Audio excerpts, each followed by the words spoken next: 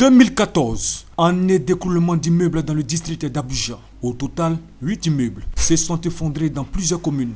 Les causes souvent liées d'une part à la grande pluie qui s'est abattue sur la ville d'Abidjan, faisant d'énormes dégâts matériels et humains, et au non-respect des normes architecturales dans la construction d'autre part. Une situation que déplore le Conseil national de l'ordre des architectes de Côte d'Ivoire. Au cours de cette conférence de presse, la nouvelle présidente de cette organisation, Yolande Doucouré, exprime sa ferme volonté de mettre fin à l'anarchie et au désordre dans l'habitat ivoirien. Vivre décemment dans un logement correct, c'est ça la priorité des architectes. Voilà ces gens qui ont construit. Ils ont mis 200-300 millions et l'immeuble s'est effondré. Ils ont tout perdu.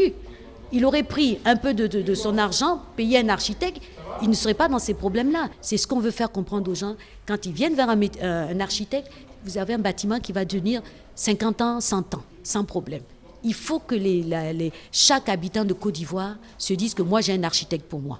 L'architecture est une profession d'utilité publique. Nous sommes là pour les populations, pour leur bien-être, pour leur cadre de vie. Dire aux autorités que nous sommes là, nous avons envie de les accompagner pour que chaque Ivoirien soit bien logé, qu'on ait une vision pour émergente de 2020, que chaque Ivoirien ait un toit. Plusieurs actions pour un cadre bâti en Côte d'Ivoire sont à entreprendre par le Conseil national des architectes de Côte d'Ivoire. La priorité étant accordée à la sensibilisation de la population sur le métier de l'architecture et à la réforme de la délivrance du permis de construire qui devait être obligatoirement signé par un architecte.